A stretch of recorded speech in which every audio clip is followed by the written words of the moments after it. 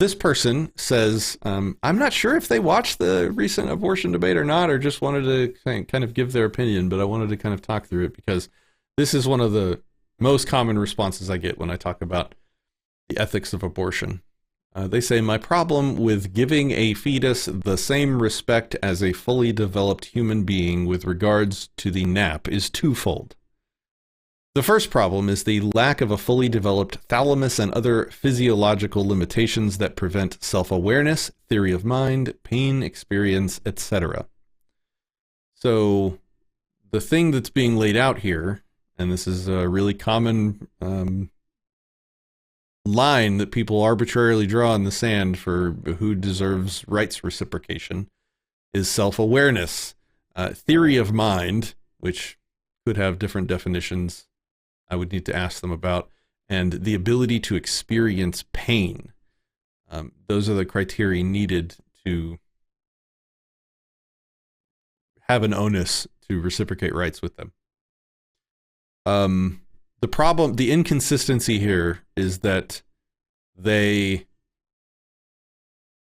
don't lose their self-ownership or the rightful claim to the property in their home or bank account when they are put unconscious on an operating table, or if they get knocked unconscious by a thief in the alley. Like if the thief knocks you out, and because you're no longer self-aware and can no longer feel pain, you cease to deserve rights reciprocation, then the thief isn't stealing from you then. The thief's crime was knocking you out, and once you were unconscious, he could just take the property that was in your pockets that you don't deserve ownership over. And that wouldn't be the crime. Those are inconsistent lines, arbitrary lines, arbitrary in addition, but inconsistent to be sure. Pain experience. There's people with diseases and not deformations. I don't know, genetic. What's the word? My brain is turned off. They have conditions that prevent them from being able to feel pain. And you would still reciprocate rights with them for sure. So these are sort of like just tangential things that people throw out because they want the line to allow for some abortion, but not the rest.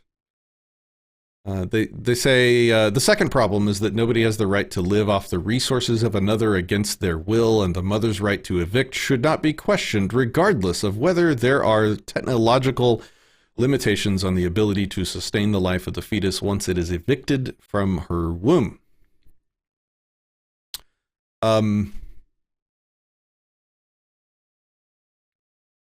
There's separate parts of this that need to be responded to.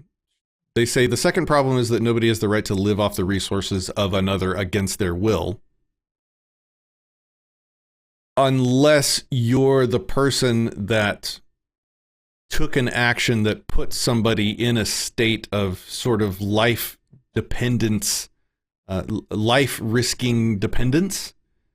Like if I abduct somebody and I lock them in my basement, then I can't say, oh, well, they don't have a right to live off my resources and not feed them. To not feed them would add to the crime, would make my crime of abduction worse by now I'm abducting them and starving them or starving them to death. Like these are additional crimes.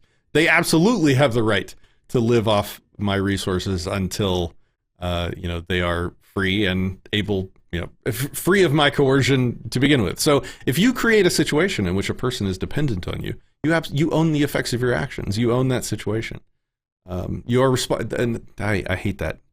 You own the effects of your actions. Effects of your actions are not valid forms of property. So that's messy language. Let's say you are culpable for the outcome of that situation. And people definitely have a claim on your resources if you put them in a state of dependent peril. Kojal says you could kill actual children already out of the womb with that logic. Yep. And sleeping adults that have that genetic thing where they can't feel pain. These are strange distinctions that people just jump onto to think they have an answer to these questions. Kojal says, well, I would say your only obligation is to stop locking them up. Feeding the prisoner doesn't make it any better. Okay, so a better analogy might be you knock somebody that can't swim into a lake. Well, you have an obligation to minimize the damage to that situation. Whether you did it on purpose or accidentally is immaterial. You have an obligation to rectify that situation. And if that means, you risking your own life to swim out there to help them, so be it. Like that is a rightful claim against you because you created the situation. Let's see. Oh, the second part of this was, and the mother's right to evict should not be questioned regardless of whether there are technological limitations on the ability to sustain the life of the fetus once it is evicted from her womb. I never made that. I don't hold that position, so I'm not going to defend it. The state of technology would definitely be a subjective thing to add into the definition of the situation, so I don't do that. It's immaterial, the technology involved. It is not immaterial that the person evicting should probably have an onus to use the best, least harmful technology available in evicting somebody after a rape. But yeah, the state of technology, I'm not sure if this person watched the video. So, all right, we'll leave it there. That's all I wanted to say.